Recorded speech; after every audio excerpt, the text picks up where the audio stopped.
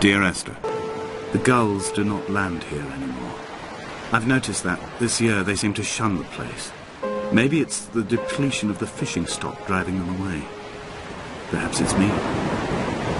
When he first landed here, Donnelly wrote that the herds were sickly and their shepherds the lowest of the miserable classes that populate these Hebridean islands. 300 years later, even they have departed.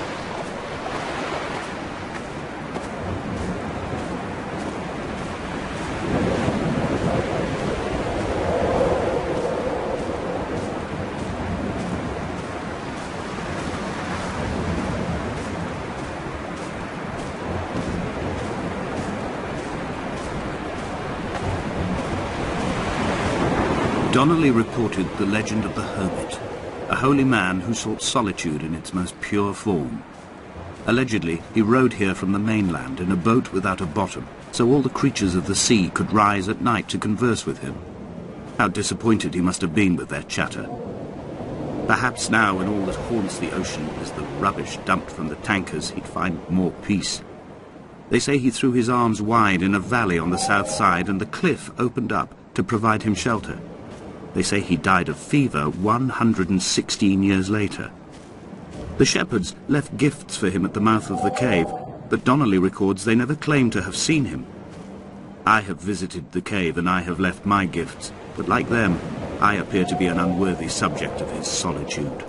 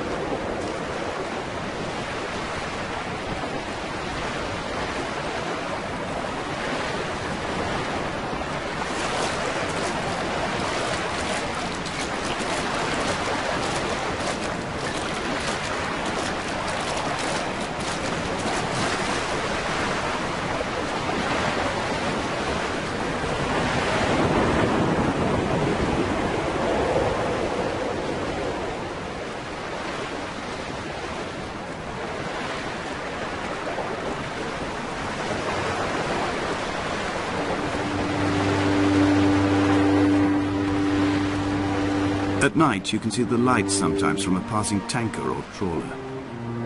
From up on the cliffs, they are mundane. Down here, they fugue into ambiguity.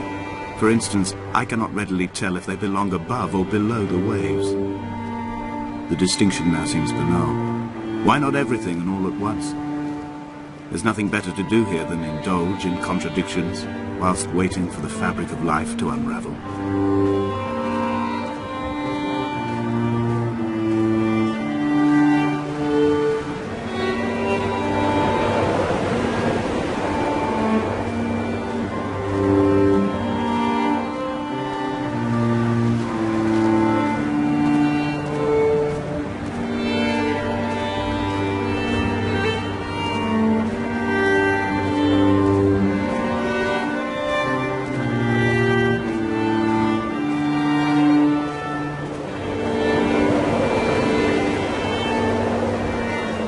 Donnelly's book had not been taken out from the library since 1974. I decided it would never be missed as I slipped it under my coat and avoided the librarian's gaze on the way out. If the subject matter is obscure, the writer's literary style is even more so. It is not the text of a stable or trustworthy reporter. Perhaps it is fitting that my only companion in these last days should be a stolen book written by a dying man.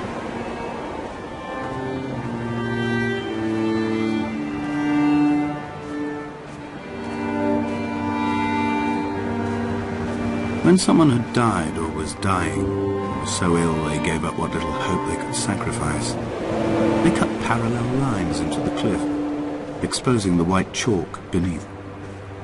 You could see them from the mainland or the fishing boat, and know to send aid or impose a cordon of protection, and wait a generation until whatever pestilence stalked the cliff path died along with its hosts. My lines are just for this, to keep any would-be rescuers at bay. The infection is not simply of the flesh.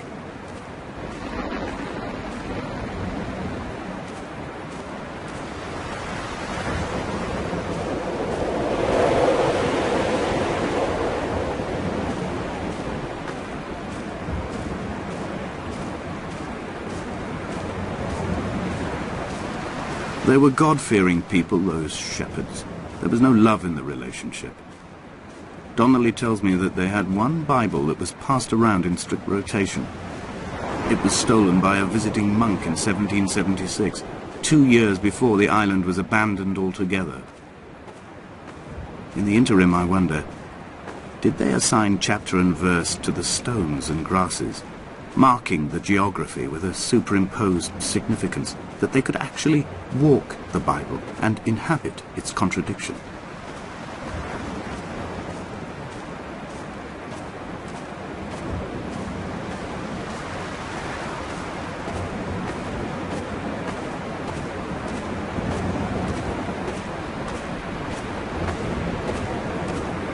Dear Esther, I met Paul. I made my own little pilgrimage. My Damascus, a small semi-detached on the outskirts of Wolverhampton. We drank coffee in his kitchen and tried to connect to one another. Although he knew I hadn't come in search of an apology, reason or retribution, he still spiraled in panic, thrown high and lucid by his own dented bonnet. Responsibility had made him old. Like us, he'd already passed beyond any conceivable boundary of life.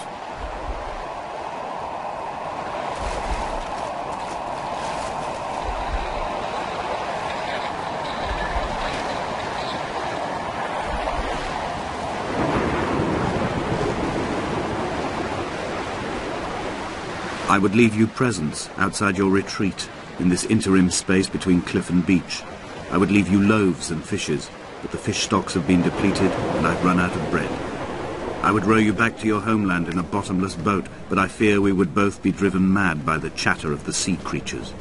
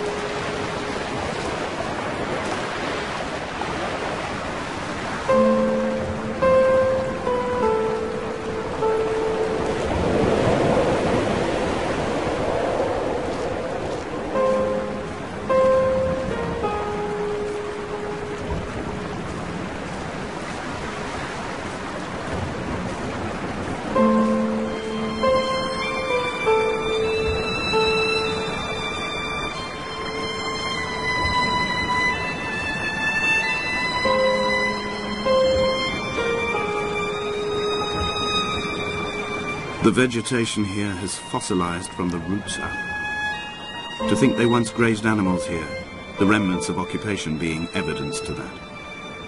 It is all sick to death. The water is too polluted for the fish, the sky is too thin for the birds, and the soil is cut with the bones of hermits and shepherds. I've heard it said that human ashes make great fertilizer, that we could sow a forest from all that is left of your hips and ribcage, with enough left over to thicken the air and repopulate the